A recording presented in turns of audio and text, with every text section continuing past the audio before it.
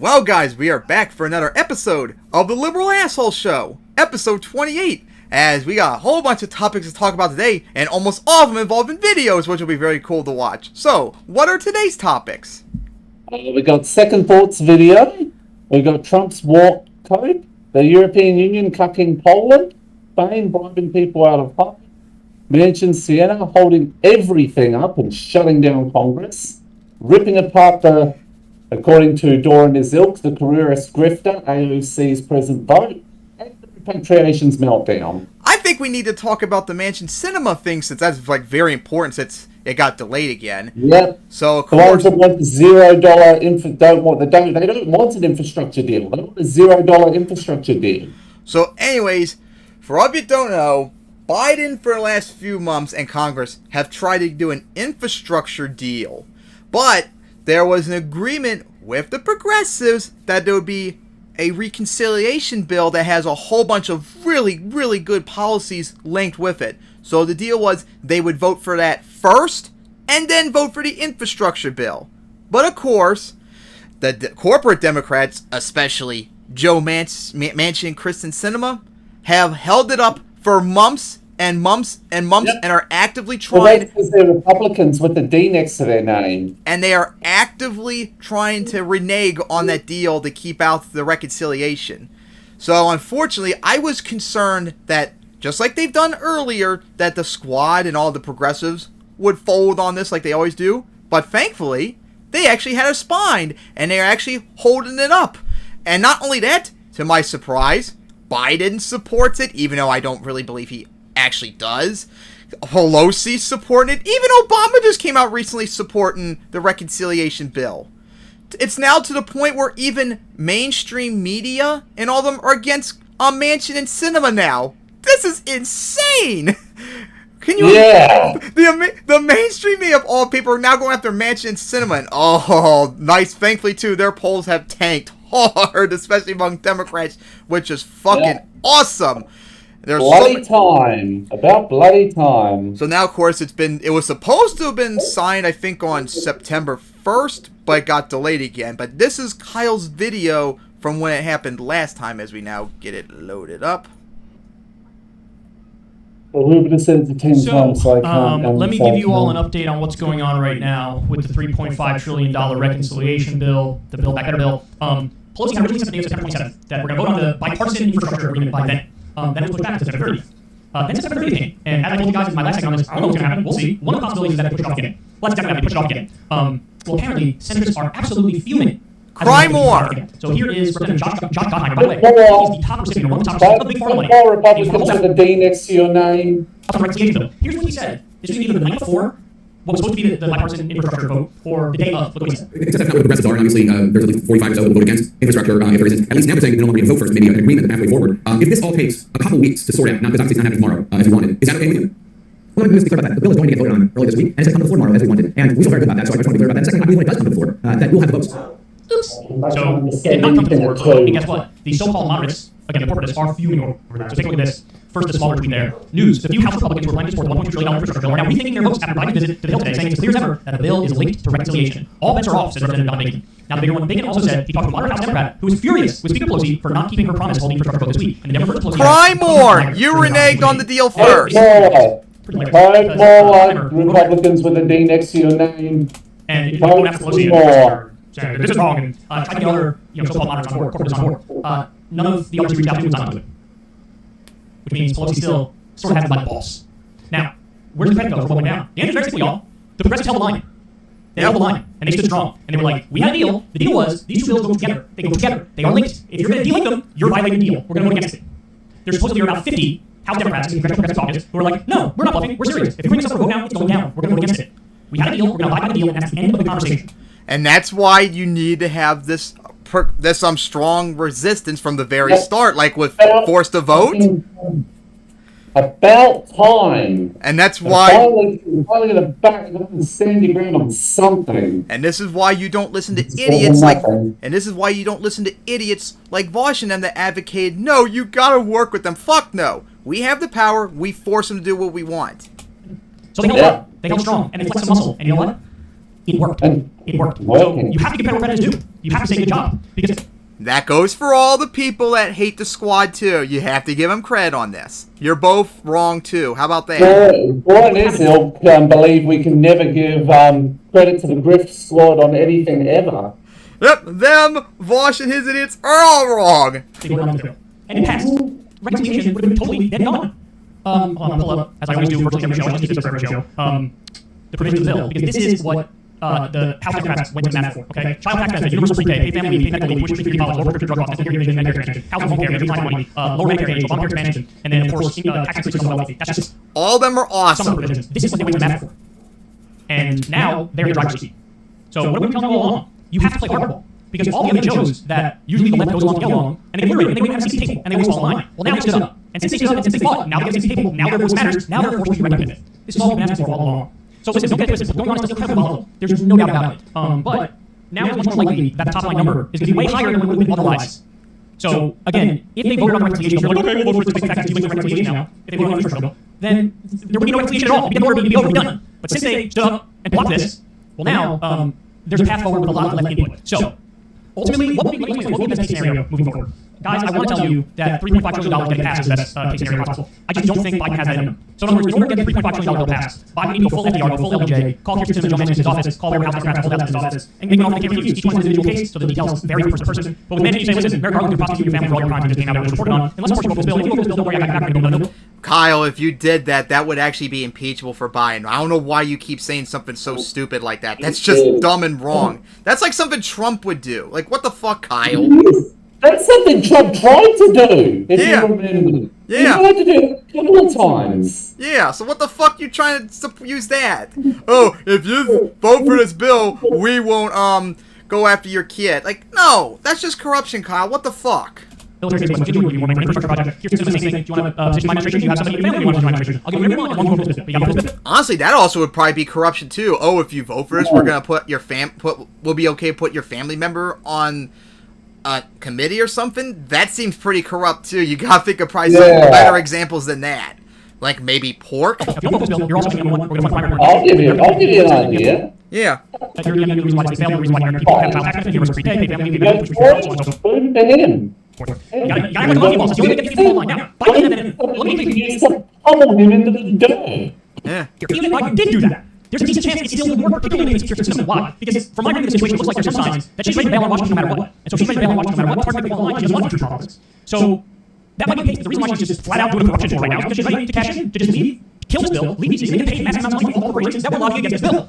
So even in the best case scenario, in a dream world scenario, even if Biden did the right thing, it might not work. So then where do we stand? Well, then there would have to be a real negotiation. And the details are up in the air, the details matter. So the highest I could ever see them getting is 2.5 trillion, but honestly, I don't think that's going to happen. I think the final number could be about 2 trillion. I'll tell you this. You guys know I've been saying all along for this entire negotiation, if it's under 2 trillion, I'm not going to vote. I think that's a slap in the face. The line is suggested, different people will tell you they have different lines. It's a matter of opinion. But my absolute bare minimum line is 2 trillion. Again, it's for over a decade, by the way. 2 trillion over a decade. My line would be 2 trillion. If we get deals over that, I'm listening. If we get deals under that, I'm not. But then, of course, the details matter. So if we need to test the bill, then it's going to be really hard for me to support because that's a poison bill. But as a compromise, and they also supported this the other day as well, instead of having a 10-year window for some of these programs, keep the programs in and make a 5-year window. That would be a compromise I'm more likely to support because once you have those programs in place and they're universal programs, then it's really hard to take away to destroy anybody in an election if they're against those programs. This is exactly what we see with Social Security Medicare, right? They've been implemented and now it's just impossible to take away because it's so wildly popular. It'd be the same thing with universal pre-K, it'd be the same thing with any of these child tax benefits and so on and so forth. So the details matter. I need to see at least a $2 trillion bill. I don't want to see any means testing. And the other question is, Jeff Science does a great job reporting on this. What the hell is your about? I should pull this tweet up on that. See, I wrote a tweet which laid out exactly the things that could potentially be left on the cutting block and the things that would be in there. And you know, there's a reason why the corporatists don't want to have a conversation about the specific provisions because they know whatever the thing is that they want to cut is going to make them look like colossal corrupt assholes because they're exactly that. So here I found the tweet. Jeff Stein says one source estimated paid leave, childcare, child tax credit, and climate legislation would cost $1.5 trillion. Get managed up to $1.8 trillion, and you maybe include Medicare, dental, and vision. That leaves out the following: homelessness, housing, elder care, pre-K, free community college, ACA, and Medicaid management. That's why they don't want to talk about the specifics. That's why Kirsten Sinema and Joe Manchin never said a single thing. I cut this program, I cut this program, because they know all programs are popular. So again, I reiterate. They're just obstructionists. That's all there is to it. Absolute best possible scenario, not dream scenario or anything, is like $2.5 trillion just shorten the window for the programs. An acceptable deal could be $2 trillion, shorten the window for the programs, maybe strip out one, two things, maybe three things most. An unacceptable scenario is means testing. An unacceptable scenario is going under that $2 trillion line. And again, the reason why it's also volatile is because when it comes to Sinema, I think it's even a bigger problem than Manchin. I think Manchin can ultimately fall in line with a certain kind of deal. Sinema might be trying to leave DC, which makes it impossible to get her out of the race. I think there's House Democrats who would say, No, because they also want to be DC, they buy bond ideas. And then also you have the problem of, let's say you get a super borderline deal, $2 trillion, and like there is means testing, a lot of good programs still in there. Then what happens? Well, you have 50 House presidents who say, we're linking deals together and fuck off. But if you get a final deal, maybe that deal is good enough where only 15 House Democrats hold out, or 8 House Democrats hold out. Maybe that's enough to tank whatever the compromise is. So it's all super volatile, but, that's where we are right now when it comes to the reconciliation bill, and I hope there's a path forward. I hope we get something that's doable, because if we don't get something good now, when's the next time we're going to get anything? Because Democrats probably get wiped out in midterms. They didn't do, redistricting and voting rights reform, and so GOP has a 6 or 7 point advantage going into it. I mean, Democrats could be wiped out for a decade or more. And then what? We'll get the same position. You get a supermajority Democrats who want the same problem, whatever the holdouts are in that era, and then round and round we go. And it's effectively the ratchet effect would be happening in real time. If you don't know what that is, go ahead and look up the ratchet effect and understand that that's largely how American politics works. So it's all systems go, man. Put all the pressure in the world you can on Manchin, all the pressure in the world on. And also, I think we're actually going to be hearing about the ratchet effect when we get to Second Thoughts video. All the pressure in the world on Gottheimer and hold out in the House, because it's now or never, it's do or die, and that's our number for us. So I guess fingers crossed, and we'll see how it unfolds. Yeah, we need to keep the pressure on. Those policies were just fucking good. And yeah, unfortunately, Sinema, I think her election is next year, so she would be up for re-election if she does run again. Manchin, he's still until 2024, so he ain't going anytime soon. So yeah, Kyle might be right in that regard. And yeah, they've been facing so much pressure over this lately. Have you heard about that? Like Sinema actually... What? It's hard. It's still hard, but it's going to be very difficult for them to buckle, because they're as I said, they're Republicans with these next enemies. Yep. I mean, we got the original infrastructure bill. They claim they want 1.5 trillion, but they'll knock that back too, because they don't want an infrastructure deal. Yep. So we gotta keep the fight going, as we've been saying for years now. You keep bullying them and pressuring them, intimidating them to get what we want. That's what we need to do. And thank you, Squad, and all the progressives for holding your line. And of course, begrudgingly, thank you, Biden and Pelosi, for supporting it. Even though I really don't think you actually care about it, you're probably just using it to make yourself look good instead of being genuinely caring about it. Ain't that the perspective that you're seeing too? Yeah. But hey, if they support it, regardless of their tensions, it's still a good thing. So just keep holding the line. So I don't know if there's anything left we need to say about that. So now, what do you want to talk about next? Europe cucking Poland. Oh yeah, this is really funny. I think this is actually the first time we're actually going to cover Sahil, which, if you didn't see, Mike actually tweeted out on Twitter earlier. He and David Dole met each other earlier. Oh, nice. Nice, indeed. So anyways, Poland, of course, is a country in Europe. They are part of NATO and the EU, and of course, like pretty much all of Eastern Europe, they are fucking socially authoritarian, backwards as fuck.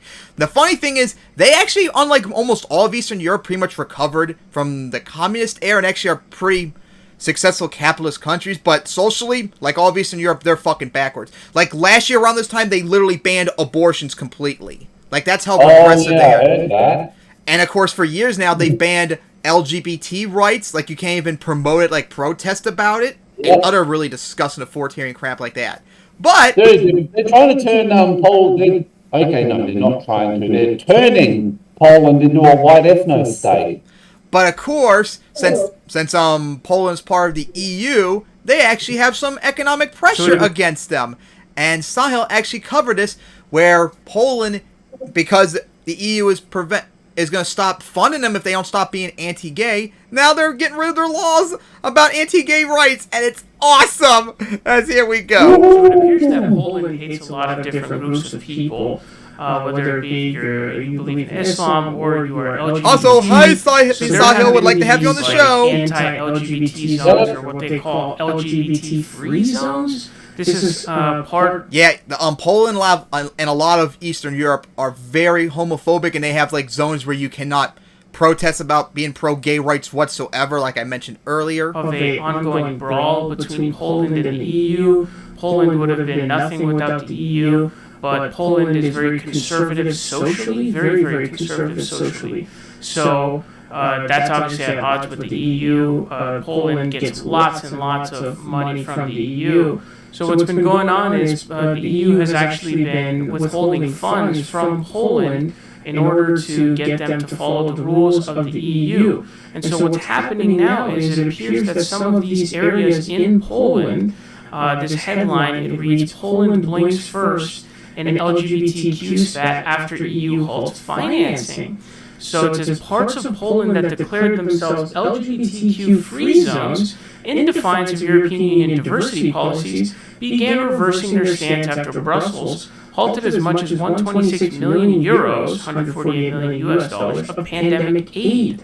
The Eastern Sviatokreski, I don't know how to say that, region voted this week to revoke a 2019 declaration targeting LGBTQ, quote, ideology. And I saw... yes, the LGBT ideology of promoting equality. Oh, that's so evil. Oh, that sucks. Like a protest, it was like a sign that had like anti-totalitarianism. And it had one that was like anti-Nazi, one that was anti-communist, and then one that was anti-LGBT. So yes! Did you know the LGBT community is just like communism and Nazism? Did you know that? Islamism. Remember, because everything they don't like is left-wing socialism. Which is funny because you'd think they know better since they were invaded by both ends of the perspective in World War II. Completely fucking insane. Obviously, the religious influence is very heavy there. Over there, they're extremely Catholic.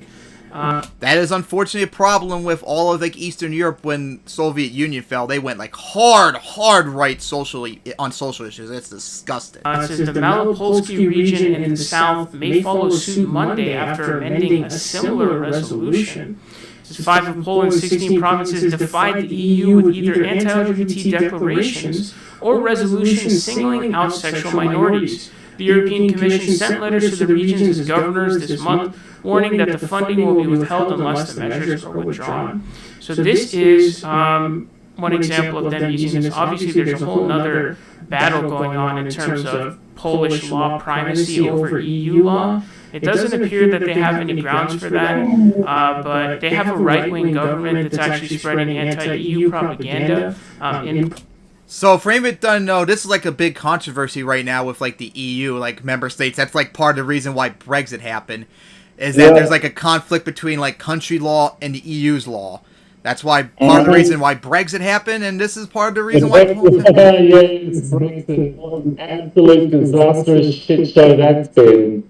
So yeah, this is part of the reason too. Britain's literally looking to sell itself to America. They can get enough money to try and survive another 5 years. Poland, especially because Poles are extremely in favor of the EU, so there is a really big crisis going on right now. Poland would be absolutely nothing without the EU. They really get a lot of money from the EU, and obviously there's tons of benefits that come from being part of the EU. I definitely think that the European Union is definitely a very good vehicle for things and economic improvement. Obviously, we saw how much they improved since communism being in their country.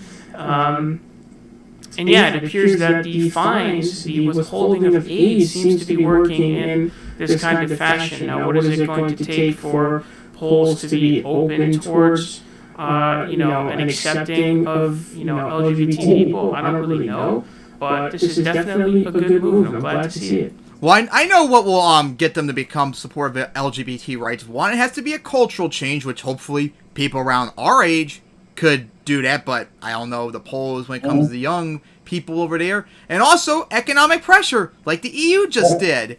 This is one thing you can do. Since if the EU provides so much aid to Poland, pressure them. If you don't start supporting gay rights, we're going to cut your funding. This is why I said, actually, I don't think I mentioned this when we talked about foreign policy in the second episode, but one of my foreign policy ideas is doing something like this with America. Withholding funds or giving funds, but only if countries around the world start westernizing socially, like now. Like, I don't want to see no more like in Africa, the Middle East, Southeast Asia, all these places that hate women, minorities, the gay community, other religious groups and all that crap. No. If you want your funding to continue, or if you want to get funding, that's going to change overnight. You must accept social liberalism. You must give women equal rights. You must give the gay community equal rights. You must stop treating other minorities and other religious groups like shit. You need to change instantly overnight, and I don't give a fuck if your population doesn't like it or not. you're going to do it or no aid for you. And we got to see about that. Yeah.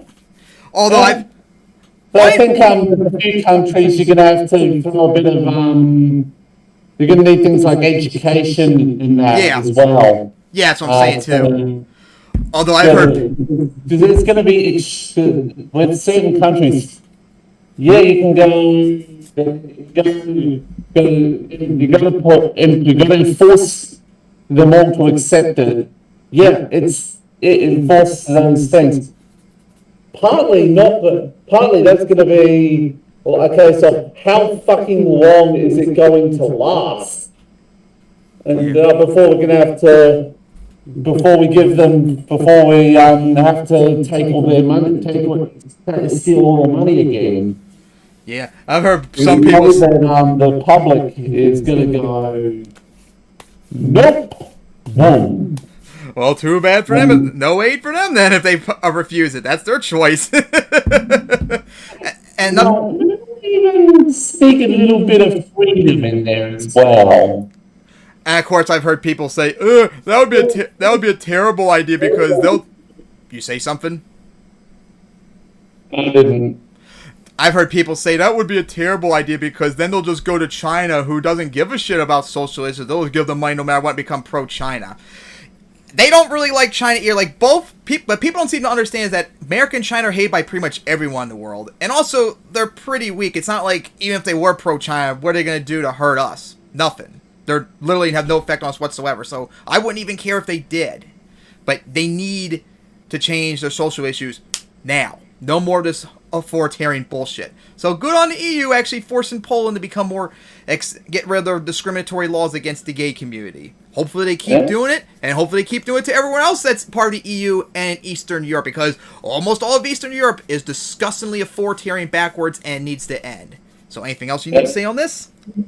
Oh, I think we've got, it's going to be interesting, because, there's a lot of them are pretty much fascists. And so you're going to have to be like, fuck off. Yep. You're going to collapse and then we're going to make, like a lot of people don't seem to understand, money will change people's minds if they're in a bad spot. Like, that's like a big thing that can change people's mind is money. Alright, so now, what do you want to talk about next? Alright, next on the list shall be... let's go to ripping apart what Jimmy Doran then will call the careerist grifter AOC's cowardly, hateful present vote. Ah, okay. So, of course, another thing that the ALC... So, we gave them praise earlier, like the Squad and the Progressives, for holding the line against the reconciliation. Now we're going to call AOC a careerist grifter. But now we gotta criticize them. Well, especially more like AOC. So, recently there was a vote on to give Iron Dome more funding. Now, of course, for anyone who don't know, Iron Dome is a missile defense system in Israel to help, like, shoot down, like, Palestinian rockets and other stuff like that. It's been around since, like, 2009, so I'm kind of curious, why are we still funding it when it's already been made and its function and all that? Shouldn't it be Israel's thing? But I digress on that. So, a vote came up recently, and AOC at first voted no. She did the right thing and voted no, but then immediately afterwards, she got talked to by Pelosi, and then she changed her vote to present. So, like, what the fuck? It's not yes, but why the fuck would you change your vote when you're on the right position from the very start? And she made so many dumb excuses for it. Like, she was just, like, so weak on it. And, of course, there were other squad members that voted yes on it, too, which is really bad. Omar is the only one I know off the top of my head that actually voted no on. So, hey, credit to Omar for being on the right position. So, yeah, here's Kyle's video on it, because this was pretty bad. So, Alexandria Ocasio-Cortez, the other day, voted present on funding Israel's Iron Dome to the tune of an extra $1 billion. Now, I believe there were only 9 lawmakers who voted against it. I do have the list for you, and I'll give you the list after I give you her statement here. Now, this was viral because she switched her vote from no to present at the last minute after a very animated conversation with Nancy Pelosi, and then as she switched her vote, she was crying. And so everybody watched this and was like, what's going on? So she decided, I have an idea. I'll make this better by releasing a very long, rambling statement. Now, I'm not going to read the whole thing because it's about the length of the dictionary. But what I will do is read the first portion, which actually gives some context on what was actually going on funding this vote. And now the last portion, which is sort of her grand reason for doing what she did, and I'll tell you my breakdown of it. So here's the beginning of the statement. Yesterday, the House called to the floor a rushed $1 billion supplemental military funding bill for Israel's Iron Dome defense system. I want to be clear to my community that I am opposed to this bill. Funny way of showing opposition, but ultimately cast the president's vote. My job as your representative is first and foremost to serve with transparency and be accountable to you, the people of New York's 14th congressional district. First, let me begin with why I believe this bill should have been opposed. Contrary to popular narrative, this bill was not for all U.S. funding of the Iron Dome, and opposing it would not defund U.S. financing of the system in any way, shape, or form. Since 2011, the U.S. has provided $1.7 billion for the Iron Dome and is already financially committed to continuing these funds through 2028. This bill adds an additional $1 billion in funding in 1 year to the system alone. For context, that is an amount in 1 year that approaches all the funding to this system we have provided over the last decade, and this is in addition to $3 billion authorized earlier this year in other forms of military funding to the Israeli government. I believe strongly that Congress should take greater scrutiny with all military funding across the world. I also believe that far too long the U.S. has handed unconditional aid to the Israeli government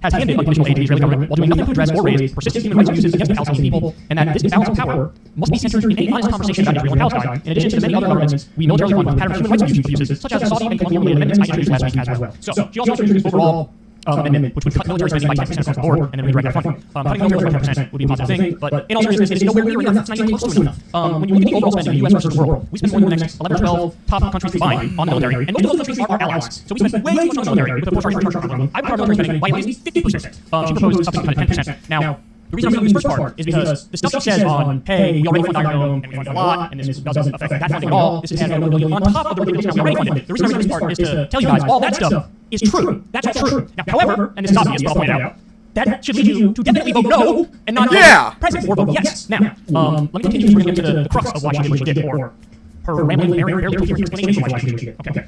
In short, the rushing this vote into a matter of hours was threatening to tear our community apart and permanently close the doors that we desperately need open in order to progress. Yes, I wept. What? I wept at the complete lack of care for human beings impacted by these decisions. I wept at an institution choosing a path of maximum volatility and minimal consideration for its own political convenience. And I wept at the complete lack of regard I often feel our party has to its most vulnerable and endangered members and communities. Because the death threats and dangerous vitriol we inevitably receive by rushing such a sensitive charge under considered vote weren't worth delaying it for even a few hours to help us do the work necessary to open a conversation of understanding. It certainly wasn't the first time people's well-being was tossed aside by political convenience, and sadly, I do not believe it will be the last. To those I have disappointed, I am deeply sorry. To those who believe this reasoning is insufficient or cowardice, I understand. To those who ask me to quell the volatility of this moment in our community, which constituted the majority of constituent feedback for our office, I hope we can take this moment and opportunity to more deeply engage in and grow a true, substantive movement of community support for human rights around the world, which includes cherishing and respecting the human rights of Palestinian people. All right, first of all, and this is a side point, and I don't want to be a dick, I extra despise and hate people who cannot just say what they're trying to say. I don't want to hear you cross the street. I don't want to give you soliloquy. I don't want you to take 10 paragraphs to say something you can say in 3 sentences. Alexandria Ocasio-Cortez is the absolute worst on this front. She loves to ramble while thinking she's saying profound stuff. And in reality, this isn't profound, it's close to profound. So, the other thing I hate about this is... Jimmy Gold guy. You see, this proves that she's a traitorous careerist grifter. And needs to be voted out of the next election. You are not a victim. You know who the victims are? Palestinians living in Gaza. They're the victims. They don't have their basic needs met, not even close, and they get an area of bombardment at least every year or two from Israel, when they're not completely starving the region by not allowing aid in. Okay, so I hate the... to shoot into Palestine. Not very often, but they do. Victim narrative and the victim language, and... You're a congresswoman. Act like a congresswoman. Step up and do the right thing. And if comes after me, going after her, she has all the power in this situation. I'm asking you to, and I'm putting out her vote was complete utter nonsense. Now, to the extent we got any real reason out of what she said here, what is it? Very simply what she's saying is, hey, I had people who are staunch defenders of the Israeli government call my office and they were really angry. Well, too bad for them. How about that? So I switched my vote for no president. Now, do I believe that's the reason? Not really. Maybe it's part of the reason. I wouldn't part of the reason. But everybody's also happy. There was an animated conversation with Nancy Pelosi before she switched her vote. So Nancy Pelosi effectively pointed to another, and I'm sure there are other details we don't know it yet. What we can surmise from this is Nancy Pelosi told her, you're going to change your vote. And what she did, change her vote and cry about it. I would have told Pelosi to go fuck off, you disgusting cunt, and I'm not voting for it. How about that? Now, I'm not doing this, but that to me looks like the definition of... Go fuck yourself, you genocidal monster. Like, this... And by the way, let's say, for argument's sake, let's say that didn't have the Nancy Pelosi thing where she told her to change her vote. Is this reasoning sufficient for you to change your vote? I got a bunch of angry phone calls that told me to vote for the Iron Dome fund. Of course not. If you got a bunch of angry phone calls that said, give Saudi Arabia more weapons of war for carrying out genocide in Yemen, would you say, well, what am I supposed to do? I got angry constituents who are mad that I'm not funding genocide, so I guess I got to fund genocide, or I guess I have to take a compromise, middle of the road, middle ground position on genocide, just opt out and say opt out. Nobody would accept that reason. And the same thing applies here for Iron Dome. By the way, I would be willing to vote for Iron Dome funding for Israel only if we also vote for Iron Dome for Palestinians in Gaza and perhaps the West Bank and elsewhere. That's my compromise to you. Do you want to miss the sentence? Sure, Gaza gets it too. Now, ultimately, we should be funding it all either way. Why? Why are we giving Israel billions of dollars? Why are we giving them missiles? Why are we giving them weapons? Why are we giving them... Especially when it's already been made and functioned for over a decade now. That makes no sense. Why the hell are we funding it when it's already been made? and shit. So Saudi Arabia, why are we giving it to all these different countries? We don't even have universal healthcare in this country. Israel has universal healthcare. We're giving them money for a missile defense system when we have millions of people in this country without healthcare. We have 45,000 people dying every year because they don't have basic healthcare. What are we talking about? Our infrastructure is crumbling. Flint doesn't have any water, and we're spending money for a missile defense system in Israel. Which, by the way, even though their economy is not as big as America, $1 billion is probably nothing too hard for Israel to be able to just fund themselves. They need to be able to take care of Iron Dome's funding completely on their own. They can't fund themselves. Of course they can fund themselves. So the whole thing is bullshit. Even if this was the real reason, I have much education. I don't care. If you poll the American people overall, what are the results going to be? It's going to be like definitely over 60% are going to say, why are we funding that? Why are we funding that? And of course, I'm saying if it's phrased in a way that's reasonable. Hey, should we give $1 billion more in aid to Israel? People are going to say, why would we do that? I don't know why would we do that. We already give them so much money in aid and so much money for defense for the offense. Why would we do that? But Kyle, you're an anti-Semite for saying that. Remember that every idiot's. Remember that these idiots think that Israel has a right to genocide the Palestinians, and that you're anti-Semitic, and that you're a Nazi if you oppose them. Yep. Do we get now? By the way, I don't want to be too hard on Lukashenko specifically here. There are people who voted worse than she did. President's terrible, but what's way worse than the president is voting yes on funding. So let me tell you who voted no, so we can do the math and find out who voted yes. The only people who voted no: Cory Bush, Andre Parsons, Jesus Garcia, Raul Rubalcaba, Marie Newman, Ilhan Omar, Ayanna Pressley, and Rashida Tlaib. Good on them. So that means, let's see, Mark Pocan voted yes on funding limits. Pramila Jayapal voted yes on funding limits. Ro Khanna, Jamal Bowman, Mondaire Jones, they all voted yes on funding limits. Again, Yeah. So be honest, we need to go after them more, not AOC. She didn't vote yes on it compared to the rest of them. Those guys deserve probably more shit than AOC. Yeah, that's pretty bad. You stupid, you dumb fucks of just voted in support of genociding the Palestinians. I do support genocide. we already give Israel tremendous amount of money in military aid. We don't even have healthcare in this country, we don't have college in this country, we have student debt, we have medical debt, we have public infrastructure. Why on earth should we give them more money on top of what we already give them for a missile defense system that Palestinians don't have and they don't have guns? Why would we do that? It makes no sense. But listen, fact of the matter is, this terrible statement is probably true. If you look at the districts of the people who voted yes for funding this, they probably have a lot of Israel defenders in their district. And so they're doing what they think their constituents want them to do. But beyond that, they're also probably doing what AIPAC wants them to do. Because now, if you have one case basis, look at the people who voted yes on funding this. And look at how much money they take from AIPAC. And it's probably tell very clear story. Now, Ilhan Omar got a bunch of shit for pointing that out, but she's right, and it's true. It's not anti-Semitic to point that out. It's just saying there is no special exception. But she's a Muslim, so she's evil, remember? For Israeli lobbying, that makes it different. People trying to fucking trying to incite people to kill her. Pro-Saudi lobbying, pro-UAE lobbying, or lobbying from the military industrial complex, lobbying from Wall Street. Money impacts votes, money impacts politicians, lobbies impact politicians. Don't tell me the bigotry pointed out in one realm is not in another realm. No, it is accurate, it is correct, it's factual. Now, I don't want to smear for saying that, but she was correct, and all of you know she was correct. So, there you have it. Alexandra Ocasio-Cortez, completely put Nancy Pelosi, doing a terrible vote. By the way, the hilarious thing that was pointed out is she said voting president is like inherently cowardly. Like, just pick a side when it came to the impeachment vote voting president. So she made a case that was like, president is always bullshit, and she was president. So, and that's true, I remember that. Because as you guys know, before, there were a bunch of legitimate reasons to impeach Trump, but the one that they picked was bullshit. And so it's like, okay, well, you vote. Do you do like a down on taxation type thing where down on reasons to impeach broadly to impeach him, or do you do let's listen to that case, because that case is bullshit, so what do you do? So that was actually my point. This is not that wrong. You obviously vote no on this. But that's not what happened. So I want to give massive credit to Cory Bush, Andre Parsons, Jesus Garcia, Raul Rubalcaba, Marie Newman, Ilhan Omar, Pressley Tlaib. Oh, and by the way, one Republican joined Thomas Massey, not anything to do with Israel specifically, he just said against foreign aid as a matter of principle. That's what he did. And he's sort of like the new Ron Paul, like a very true ideological libertarian. And so that's why he's just against foreign aid. But wait. And everybody else, shame on you. Extra shame on people who voted yes on funding this, and pathetic AOC voted. Yeah, that's the problem too, is that they don't get any shit for it. It's mostly AOC, since she's like the mascot for the squad, and it's fucking pathetic. As bad as what AOC did, she's not the worst offender in this regard. There were other squad members who actually voted yes on it, and they deserve more shit than her. We actually voted to help promote genocide of the Palestinians. The president, and then cry about it and play the victim. You're not the victim. And by the way, please speculate. Maybe there was a deal or something between AOC and Nancy Pelosi. Let's do a thought experiment. If this vote was to fund Saudi Arabia more, would anybody care about a potential deal made with Nancy Pelosi? Like maybe AOC is getting something in return, being like a massive deal maker. I think everybody would like to point out from Saudi Arabia, like, well, hold on. There is no deal making that would make supporting or sitting by while a genocide is going on and we're helping fund it.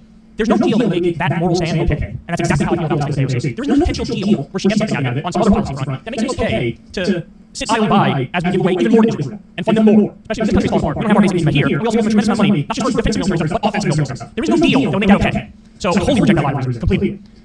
This is absolutely pathetic. And look, it's clear. In many ways, she's a massive lesbian, and a lot of people are massive lesbians, and they're not doing what they were sent there to do.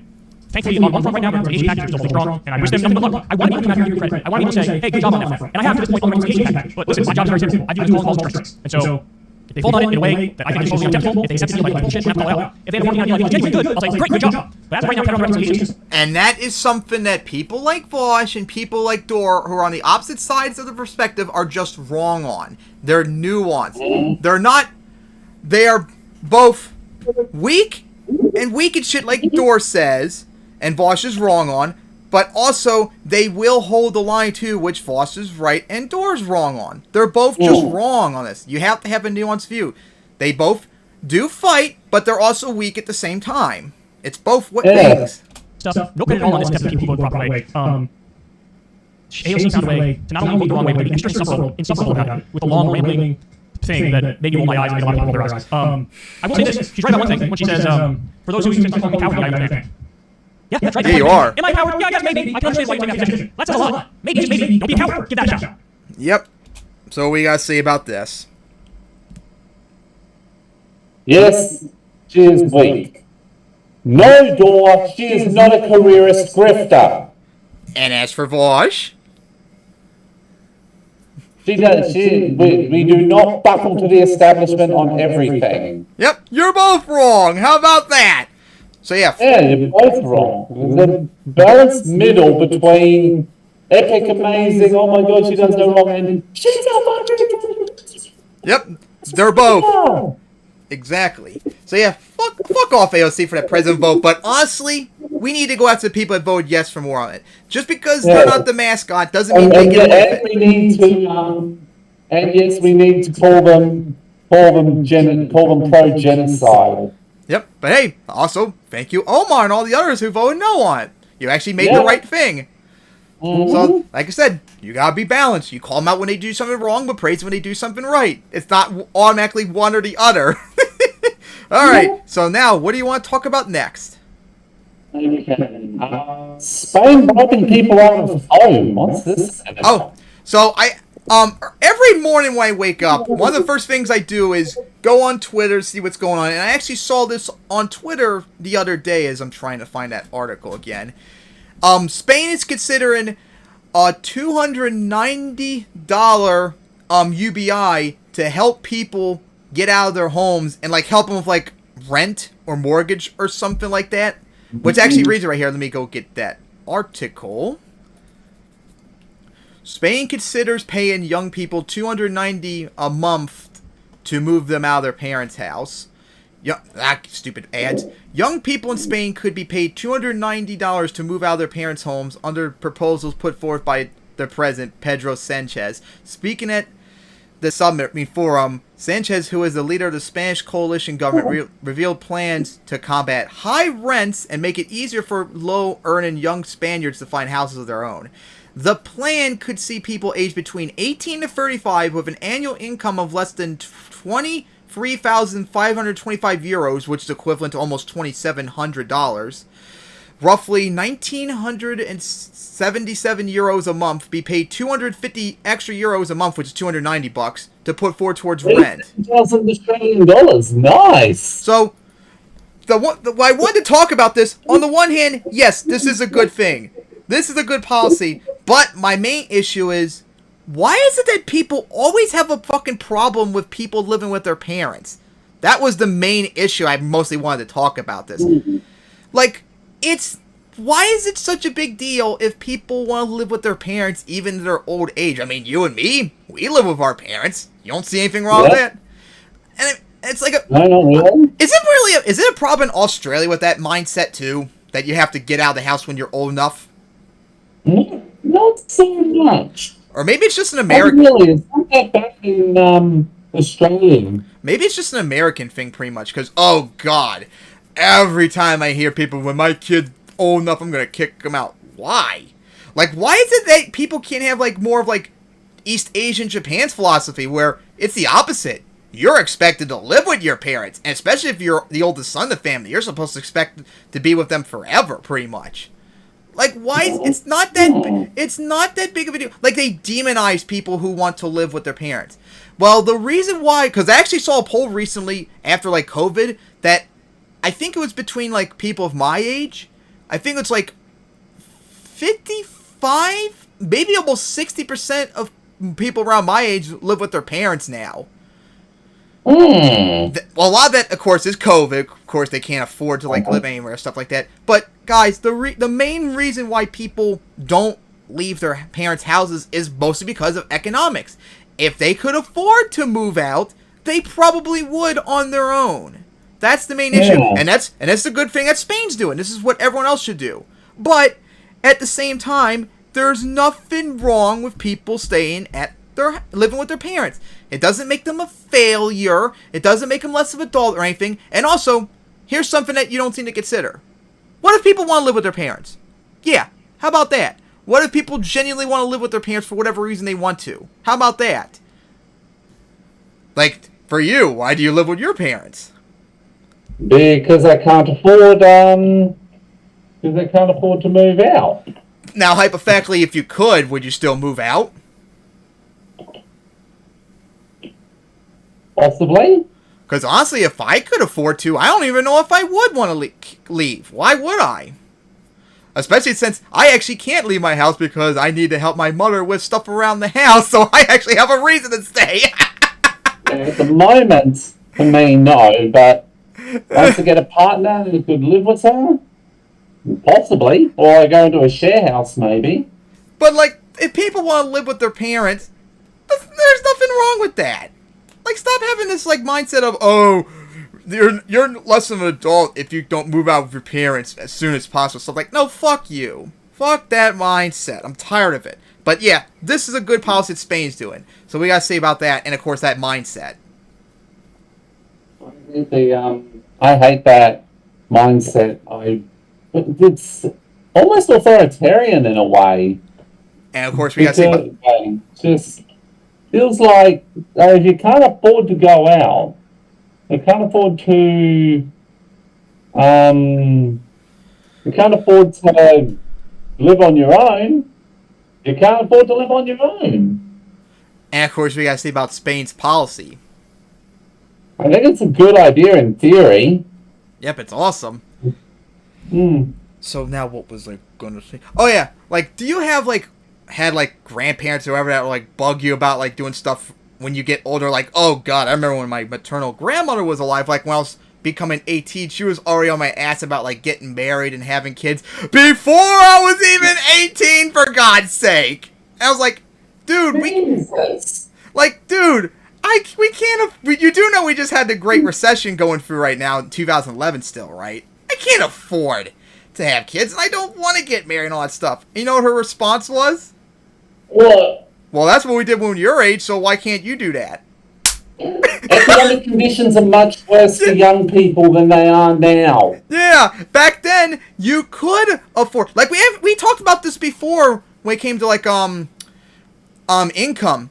Back in the 50s and stuff, when my maternal grandmother was like around my age and having kids and all that, the average salary Americans made a year was like $27,000. But when you put that up to inflation, that could go, depending on what metric you go, up to equivalent to $100,000. And that is for a high school standard, like the lowest salary you can get as a high school graduate, almost making $100,000. Can you imagine your low-paying job right now making something equivalent to that right now? Like working at McDonald's, making $100,000 a year. Yeah, the economic situation back then was different. Back then, someone like a husband, working alone, be the only one that works in the family, with a high school graduation, they could make that money to afford stuff back then. Now you can't. Hell, even with two people in the family working and even having college education, that's still not enough, for God's sake. What? Apparently not. Oh my God. That's what a lot of people don't seem to understand about that. So, anything else you want to say on this? Well, I wish you'd do something similar. I wish you could build a hell of a lot more affordable housing in Australia. What's it over there? Really bad. You literally, young buyers are just pretty much cannot get housing just basically anywhere in New South Wales, because everywhere is like $1 billion and going up at like $1 million, going up at a ridiculous rates. Yeah, and And actually, it's happening in Victoria as well. yeah, and actually, Kyle covered it of years ago. There was like only a few counties that you can actually afford a single bedroom apartment with a minimum wage. And now, recently, that's nowhere. You can literally afford no single apartment on just a single wage alone, minimum wage. That's how bad it is, and that's why we need to raise the minimum wage. You idiots. Yep. And maybe have some sort of rent control or something to control the price on it, because they can't afford that Yes. stuff, for God's sake. All right. Yes. All right, so good on Spain for doing this, but fuck the mindset of why they're doing it, because it's just stupid. All right, so now, what topic we want to talk about next? We got the repatriations one now. what? This is gonna be good. The what? The repatriations fight you had. Oh, okay. So, we actually talked about this a few episodes ago. Remember we covered that video about what black people had to say about white people and all the really dumb things they said, pretty much? One of the things they talked about is reparations. Now, we actually talked about what we thought about reparations. For all of you who don't know, it's a movement. I actually found out it's called ADOS, which stands for, I think it was American or African Descendants of Slavery. And they want reparations for, like, slavery and all the racism that blacks in America had to deal with for centuries. And now, in the community, just like with defund the police, reparations, depending on who you talk to, mean radically different things. So on the one hand, you have people that want direct cash payments, so the government just gives reparations to, like, descendants of slaves, just give them money directly. But they also have groups that say, no, not that. What we mean is invest in our communities to help build us up and all that crap. So, of course, we talked about that and we explained what we thought about it, if you remember that. Yeah, like I said, that one I remember saying that we should do like tax breaks for black people who want to start businesses and things like that. Yeah, we talked about, I don't really fully support like reparations as a direct cash payment, and Vosh did a very good job explaining this too. I don't think that would even really work, because it would be like a temporary fix. It's not going to fix the underlying problems that they have. And it would probably be back in the same same problems once all that money's gone.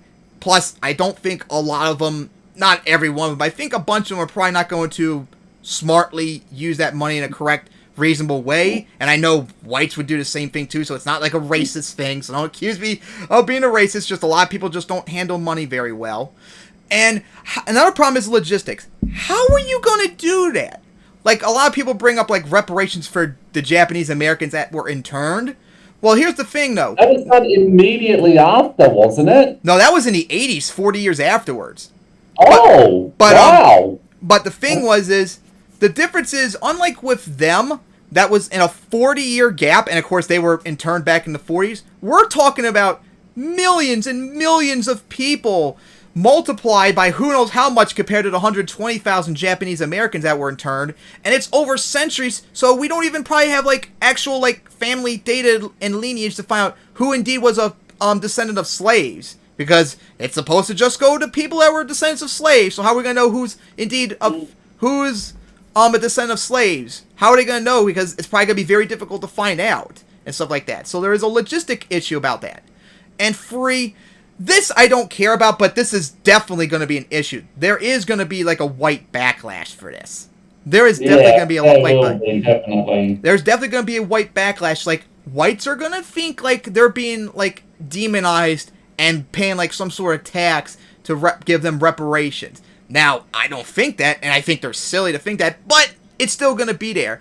And then, God forbid, if they did get reparations and their situation is not better, they're going to make the argument, see, we gave them the reparations and they're still in a shitty situation. It's just their fault. Maybe they're just inferior and stuff like that. And I don't want them to have that, be able to use that argument. White nationalist terrorist argument. So now we talked about reparations. Why are we talking about having a meltdown? Well, Mike from the Humus Report, who I like and all, we have him on the show before. We play his videos a lot, but he had on someone from the YouTube channel called Reset Race Network, and I actually looked them up. They are unapologetically supported reparations, which fine within itself, but they take it, I think, to like a way too far, to the point where they like SJWs, like, oh, if you disagree with us, you're like a bad person, basically.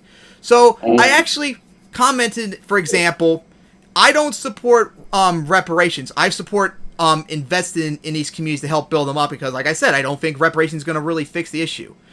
And let me go find that comment again.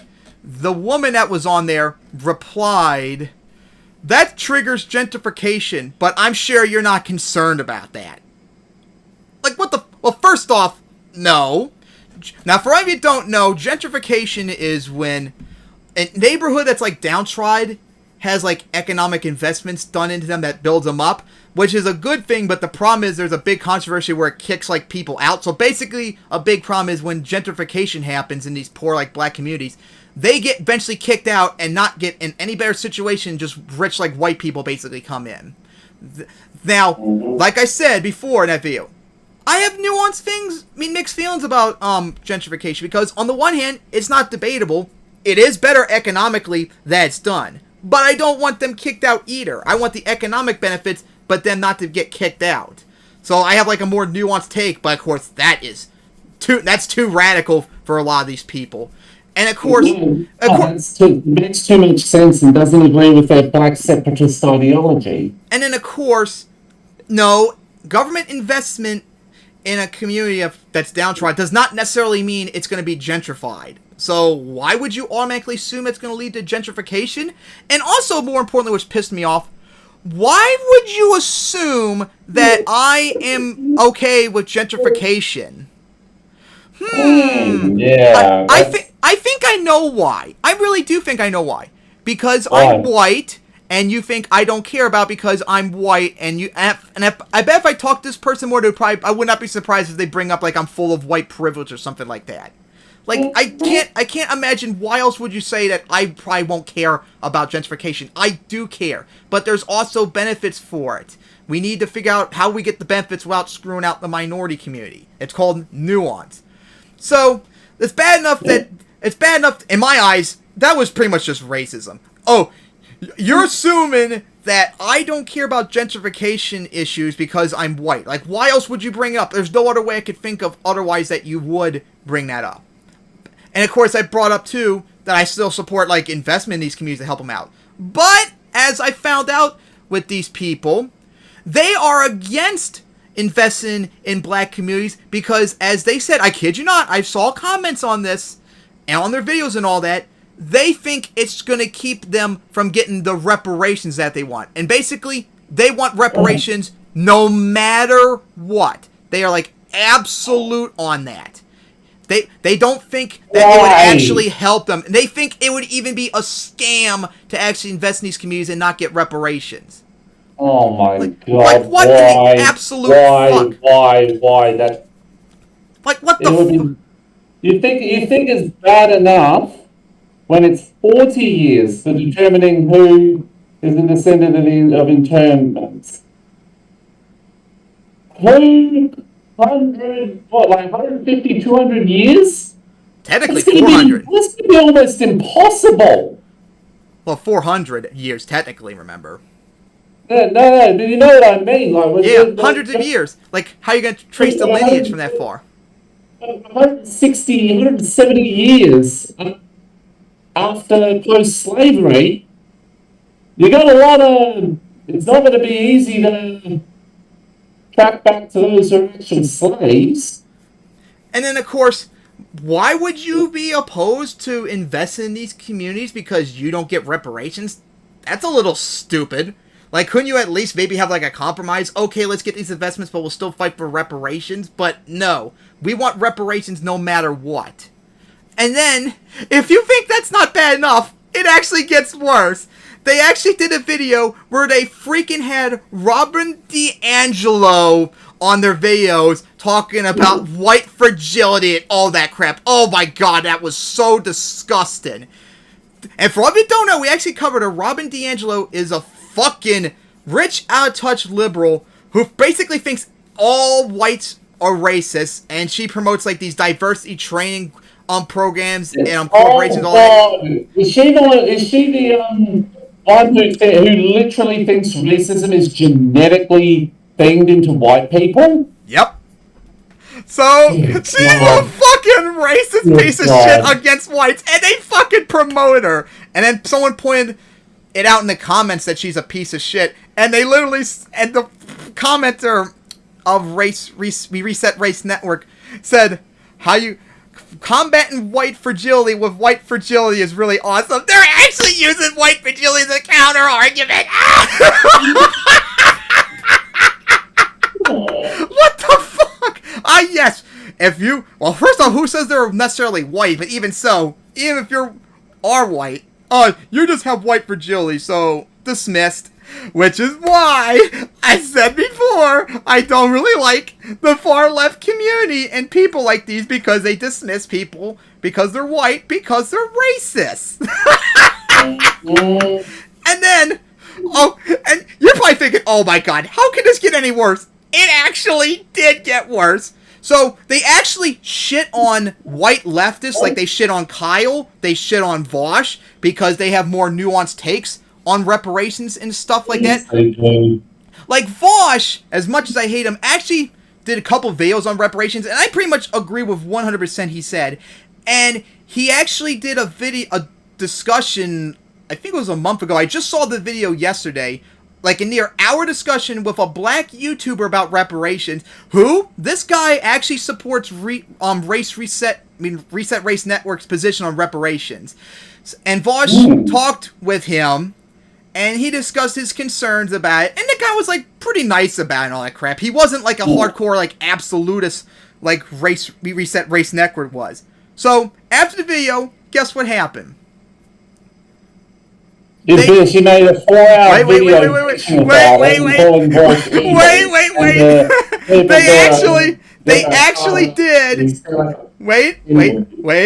They actually did an hour-long rebuttal to this video, and literally, in the first minute of the video, they called that black YouTuber, who agrees with them, get your ears ready if you're going to get offended by him, they called the guy a compromising, bootlicking Negro.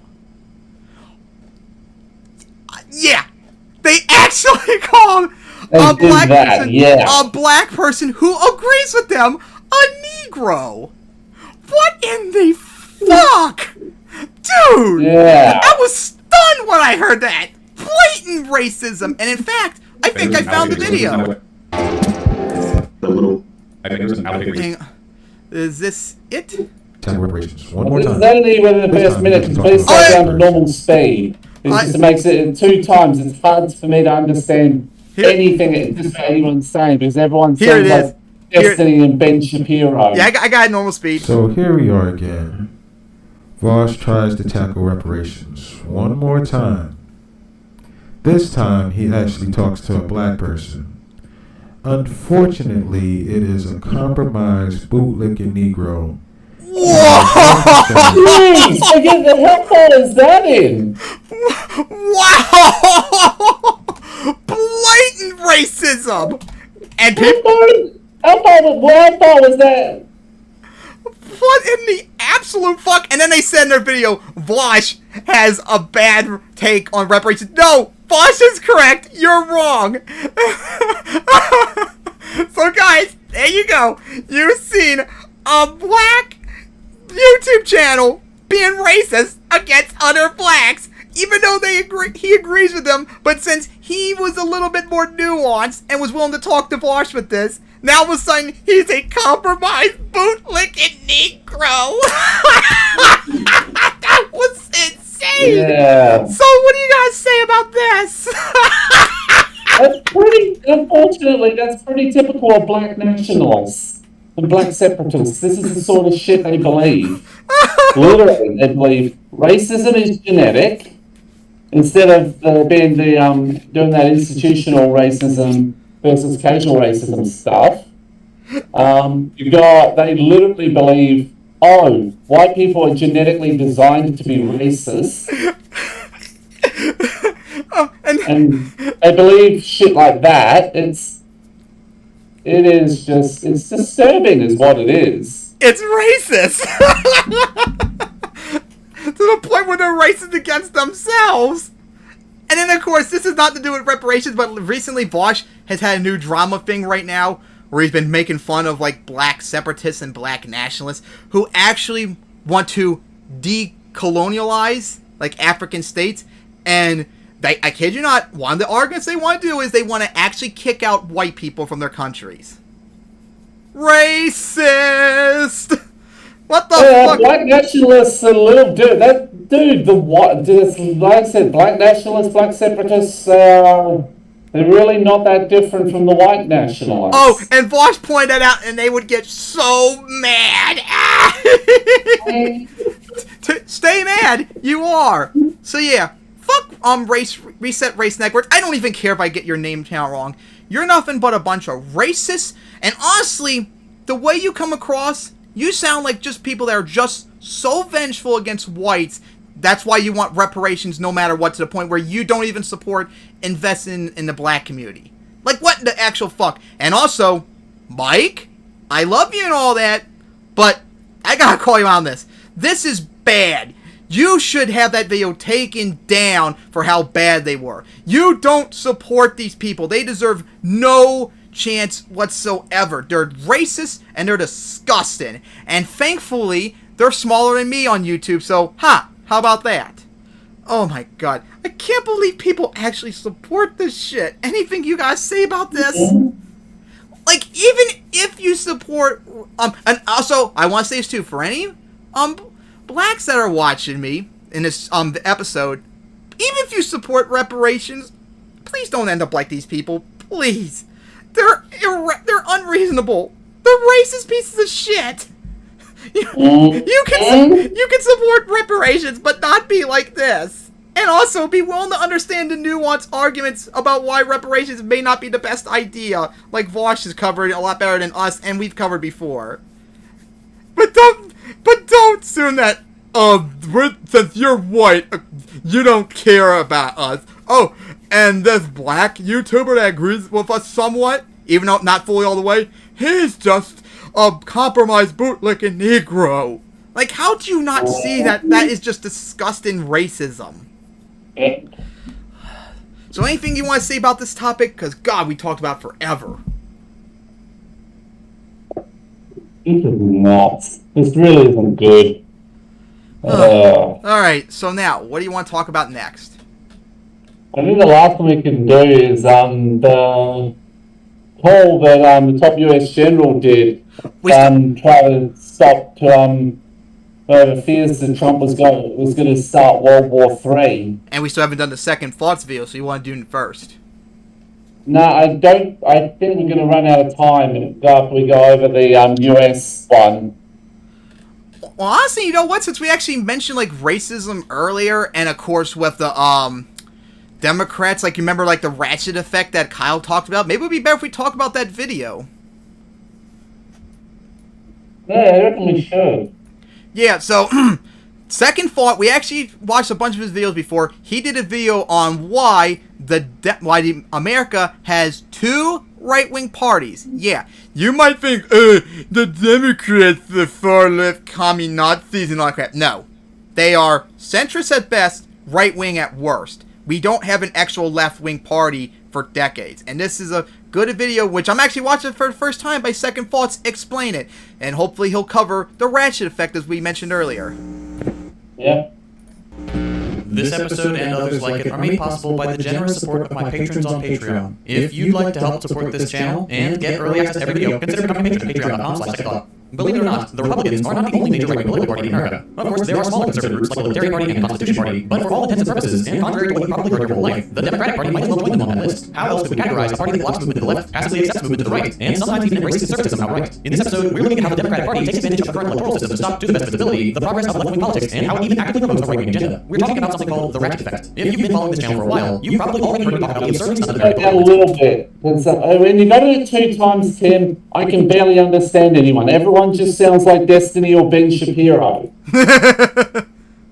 If you're new here, the basic idea is this. American politics lean heavily to the right. On one side of the aisle, the Republican Party espouses alarmingly far-right politics, more extreme in their nature than even some notable far-right parties in European politics, like the National Rally in France and UKIP in the UK. Often left out of the story, though, is that the Democratic Party is also on the right. Perhaps not by US standards, but in the range of political ideologies, both parties are devoted to neoliberalism and the ideology's strict adherence to free international trade, austerity, and highly privatized economies. This means that at the end of the day, Democrats and Republicans disagree on relatively few things, and most of those things are minor aesthetic differences or the usual hot-button culture war topics. But stopping our analysis there ignores the special role Democrats play in the American political system. Democrats actively enable the Republican agenda. In politics, this is called the ratchet effect. The idea goes something like this. When Republicans hold power, the gears of the ratchet engage and the machine begins to move to the right, happily clicking along as policies pass, judges are replaced, and budgets are approved. Come the time when Democrats return to power, the ratchet is meant to move left, but the party acts as the pawl, immobilizing the gears, meaning the ratchet remains completely stuck until Republicans return to power and things go back to moving right again. In the real world, this ratchet effect can be seen when Democrats do any or frequently all of three things. Passively accept movement towards the right, move to the right themselves, and block movement to the left. Let's start with that last one. It's becoming obvious that properly leftist ideas are gaining traction in the US. As I've mentioned in previous videos, more and more people are losing faith in capitalism and are looking elsewhere for options. Popularity in socialism is on the rise, and several policies Americans have typically considered left-wing, like universal health care, increased minimum wages, tuition-free college, and the federal legalization of marijuana are more popular than ever, with around two-thirds of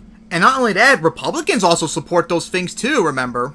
Americans and the overwhelming majority of Democratic voters supporting them. But these policies, and many, many others, never become law. Why? Because Democrats aren't responding to the growth in popularity of leftism. In fact, they're actively resisting it. They do this in several ways. During elections, it's as simple as Democratic elites clearing a path for their more centrist candidates, like Clinton and Biden, by handing them endorsements and the keys to their more powerful fundraising apparatus. The mainstream media also heavily favors these so-called moderates, offering effectively limitless free publicity and often outright slandering the more left-leaning candidates. But it doesn't stop there. Once in government, the party's attachment to centrism only grows. We see this when Biden abandons the fight for a $15 minimum wage long before it starts, leading it to fail in the Senate. We see it in the infrastructure bill going from this to this. We see it in the complete silence of high-ranking Democrats when Amazon workers and Alabama coal miners attempt to unionize or go on strike, leaving them alone and without the support they were promised by America's so-called most pro-union president you've ever seen. Everywhere you look, the ratchet is frozen in place. They aren't fighting like hell for the little guy, they're getting in his way. Now, of course, when Republicans take control of government, the ratchet begins to move freely again. Policies get passed with purely performative resistance. Judges get appointed who uphold right-wing policies for decades, and the country continues trending towards the right. When Democrats return to office, concentration camps along the southern border become immigration overflow facilities and remain open. Immigrants are told, do not come. And Vosh actually defended that, remember, when Biden did, but criticized it under Trump. So, fuck you in that regard. The U.S. Embassy remains in Jerusalem despite an ongoing genocide, and military budgets continue to rise. Nothing quite illustrates the ratchet effect better than the U.S. corporate tax rate over time. These are the taxes that corporations have to pay, the same way you and I do when we earn our income. Back in 2017, Trump cut taxes for both the richest Americans and corporations, while giving effectively nothing to the rest of us but the promise of an eventual, fictional trickle-down. With this cut, Trump brought the corporate tax rate from an already low 35% down to a paltry 20%, shifting the tax burden even further onto the shoulders of average Americans and away from his party's corporate donors and himself. Thankfully, Biden is bringing it back up to 25%, 28% if we're lucky, 7 to 10 points lower than where it started. Here, the trend becomes clear. Year after year, Republicans push further and further for imperialist foreign policy, for xenophobic immigration restrictions, for rich Americans to hoard more and more wealth. Democrats come to appease the masses, promising they'll be different from the previous administrations, returning power to the people, but always less than they had before, and never getting in the way of this greater rightward trend. This isn't to say Democrats never pass progressive legislation. They sometimes do, but it remains an exceptionally rare event, especially in comparison to the number of conservative policies that pass, and it's always less than what they promised, less than what they can theoretically achieve, and nowhere close to what would be considered progressive in other developed countries. Now, these are all situations where Democrats appear ineffective, where they try but fail to deliver on the demands of their constituents, but they can be far more harmful. Every time they gain power, Democrats adopt some new right-wing policy, pushing the left further outside the realm of acceptable politics, and allowing the right to claim even more outrageous amounts of ideological territory as it adopts, according to some, the trappings of a fascist state. We've seen this for decades. In the late 60s and 70s, it was law and order. A seemingly innocuous phrase coined by Nixon became realized in full force by Reagan's disastrous war on drugs. Law and order became one of the rallying cries of a political program that threw the black community, black men in particular, in jail with long sentences for so-called broken window crimes, minor crimes heavily punished so that the state could showcase its power. Politicians drummed up fear of black and minority criminals while simultaneously terrorizing non-white communities with an over-militarized police force. In the 90s, Democrats latched onto this Republican program with their own narratives. You may have heard the term super predator. This super predator, a young criminal with no remorse, became the myth that glued the Democratic tough-on-crime program together. The Clinton administration in particular led... It should be murdered that both sides, both parties think should be, the police should be allowed to just go around and tase and bash and kill young black men, because every single one of them's evil. But Democrats want to abolish police, remember? That is No. own wave of over-policing with the infamous crime bill, which included what was called 3 strikes lifetime sentencing, put more police on the streets, increased the scope of the death penalty, and of course, put more people in jail than ever before. These are not the policies of a left-wing government. Generally speaking, Democrats are quick to jump on the police state bandwagon. We've seen it when the Biden administration tries to increase police funding and deploy it against Black Lives Matter protesters. We've seen it with the passage of the Patriot Act by a Democratic-led Senate back in 2001. Over time, Democrats tack more and more right-wing politics onto their agenda, until the Democrats of today begin looking a lot like yesterday's Republicans. There are 2 main reasons the Democrats act this way. First, they rely heavily on large corporate interests. Weapons manufacturers, the pharmaceutical industry, and fossil fuel companies are some of the most influential sources of funding for both political parties, and so will necessarily drag the Democrats further to the right than their constituents and the American people in general want them to go. Just look at the Biden administration's stance on oil drilling. Second, the U.S. works on a mostly majoritarian model of democracy. In these types of democracies, 2 parties naturally rise to power and completely dominate the political arena. Whoever has the most votes, that is, electoral college votes, leads the country, naturally creating the incentive to vote for only those parties who stand a chance of winning. In the U.S., the Democrats and Republicans. This does a few things. 1, it stops third parties from gaining any significant traction. After all, why vote for the party you like better if they have no chance of winning? 2, it stops the 2 big parties from having to actually be accountable to their core voters, who have no choice but to vote for them so long as they remain preferable to the other option, which they always will. There will always be a, quote, lesser evil. And 3, the 2 parties must now compete over the same centrist voters to have any chance of winning, forcing them closer ideologically. Since both parties are already dragged towards the right by their wealthy donors fearful of the unruly masses, the center creeps ever so steadily towards the right, and with it goes the entirety of American politics. Every election year, the Democrats elected to the highest levels of power get there by feeding us the same lines. They say, we alone provide an alternative to the past X years of disaster and the objectionable Republican figurehead. We alone are the barrier that prevents the free reign of progressive, conservative politics. Surely you wouldn't vote for the fascist. And yet, in the very same breath, they assure us that they need to work across the aisle, that our democracy hinges on their need to move towards the center and capture the mythical swing voters who decide the election. According to them, this is the only reasonable approach. This is what it means to be electable. All the while, American politics moves steadily further right. There is some hope, though. Within the Democratic Party, progressive figures are gaining traction and getting elected. The policies that are considered too far left by corporate Democrats, like Medicare for All and the Green New Deal, are actually the policies that are kicking them out of office and earning their more progressive counterparts a spot at the table. That being said, progressive politicians regularly find themselves defanged by their corporate counterparts. Over time, they are assimilated into the centrist fold with every concession to the party's elite. So, while electoral politics do provide some short-term gains, most notably starting the radicalization process of many apathetic Americans, actual change will only come from popular grassroots movements. If you're looking for ways to get involved, see if any groups near you are looking for help. Joining your local chapter of a national group like the DSA, or any of the several left-wing political parties, or your city's mutual aid collective can have a bigger impact than you think. The main takeaway is this: the United States is run by a 2-party corporate duopoly. Both the Republicans and the Democrats are beholden to the same corporate interests, and both parties are dedicated to the maintenance of the untenable and increasingly dystopian neoliberal status quo. Both our major parties are right-wing. This trend will only continue to get worse until the left, the real left, can mount an effective opposition to this deeply flawed and inhumane political project. If we want to make real, positive, lasting change, if we want to safeguard future generations against climate fallout, if we want to stop the inevitable transformation of neoliberalism into outright fascism, we have our work cut out for us. So let's get to work. Yeah. So guess what? Yeah, guys. The Democrats are not left-wing at all. They're right-wing. So I don't want to hear no more crap about, communist, No, shut the fuck up. They're not. According to those idiots. So what do you guys say about that? No surprise, and they're dragging, basically, as America drags towards a fascist, towards a corporate dictatorship, they're trying to drag Australia and Britain down as well. And there's only one way to fix it. Vote progressives. Like Bernie, of course. Which is why you have 2 times now to put him in. You fucking vote for him and you shut the fuck up. You bunch of fucking idiots. Especially when a lot of you that vote against him are the same people that are hurt by, like, Hillary and Biden's policies. Like, the older black community. Like, the drug war, the crime bill and all those. You were harmed by those policies, yet you literally voted for the candidates that actively supported those policies over Bernie. So, you are your own worst enemy. Fucking idiots. Alright, so do you still have time to maybe do that one last topic? Not really. I think we're going to have to end it off here. Alright, so that'll wrap it up here. So see you guys next time for episode 29. See you next time.